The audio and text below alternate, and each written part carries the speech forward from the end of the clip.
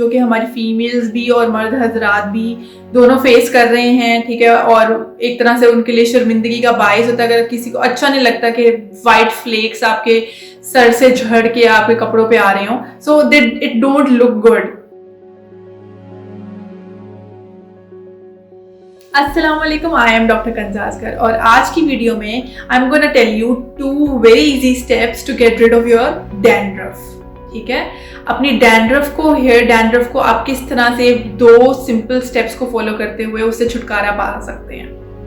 Dandruff, जैसे कि हमें पता है, it's a very common problem जो कि हमारी फीमेल्स भी और मर्द हजरात भी दोनों फेस कर रहे हैं, ठीक है। और एक तरह से उनके लिए शर्मिंदगी का बायस होता है अगर किसी को अच्छा नहीं लगता कि वाइट फ्लेक्स आपके सर से झड़ के आपके कपड़ों पे आ रहे हो, so it don't look good. So how you can get rid of it, ठीक है। So what are the causes of dandruff?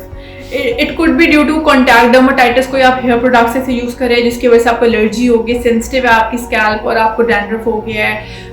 It could B because of very dry skin या वेरी ऑयली स्किन, ठीक है, उसकी वजह से भी हो सकता है, ठीक है। इसके अलावा बहुत सी स्किन कंडीशंस होती हैं जैसे कि सोरियासिस हो गया, एक्जिमा हो गया, like these are the causes which can lead to dandruff. So चलते हैं इसको कैसे ट्रीट करना है।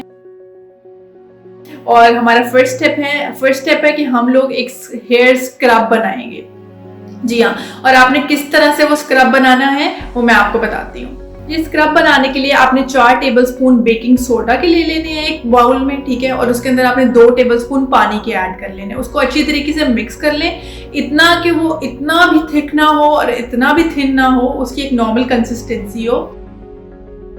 तब आपने उसको यूज कैसे करना है, मतलब आपने अपने स्कैल्प में वो लेकर you have to scrub your scalp like this, ठीक है। सारे सेक्शंस करके आपने अपनी सारी स्कैल्प के ऊपर वो जो हमने स्क्रब बनाया था, हेयर स्क्रब, वो आपने जेंटली अपनी जो डैंड्रफ है उससे स्क्रब ऑफ कर लेनी है, ठीक है। उसके बाद उसको छोड़ दें। नेक्स्ट हमने जो स्टेप है हमारा, वो हम एंटी डैंड्रफ शैम्पू बनाएंगे, ठीक है। वो हमने कैसे बनाना है, कोई भी आपका जो एंटी डैंड्रफ शैम्पू घर में हो वो आप अपने हेयर की लेंथ के हिसाब से एक बाउल में ले लें, ठीक है। उसके अंदर अब आपने क्या ऐड करना है, उसमें आपने 2 टेबलस्पून लेमन के ऐड करने हैं, ठीक है। और 2 टेबलस्पून आपने उसके अंदर पानी के ऐड कर देने हैं। उसको अच्छे तरीके से मिक्स कर लें। अब आपने यूज कैसे करना है उसको अपनी स्कैल्प पे, कि जो पहले हमने वो स्क्रब लगा हुआ था हमारा बेकिंग सोडा का, उसको आपने पहले वॉश कर लेना है, ठीक है। फिर अपने पूरे बालों को जब आप वॉश कर लें, then you have to apply that anti dandruff shampoo. उसको अपने पूरे बालों पे, स्कैल्प पे अच्छी तरीके से आपने जेंटली मसाज करना है, अपने बाल वॉश कर लेने हैं। उसके बाद आपका जो भी आप कंडीशनर अपने हेयर के लिए यूज करते हैं वो आप अपने बालों को कंडीशनर करें।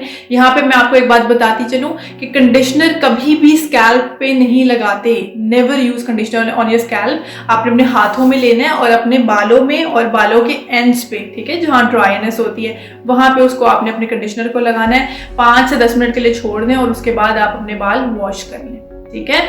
ये आप जो स्टेप है ये आप हफ्ते में 2 से 3 दफा कर सकते हैं और एक ही दफा करने से बहुत अच्छे इफेक्ट्स आएंगे और आपकी जो डैंड्रफ है उससे आप बिल्कुल छुटकारा पा लेंगे।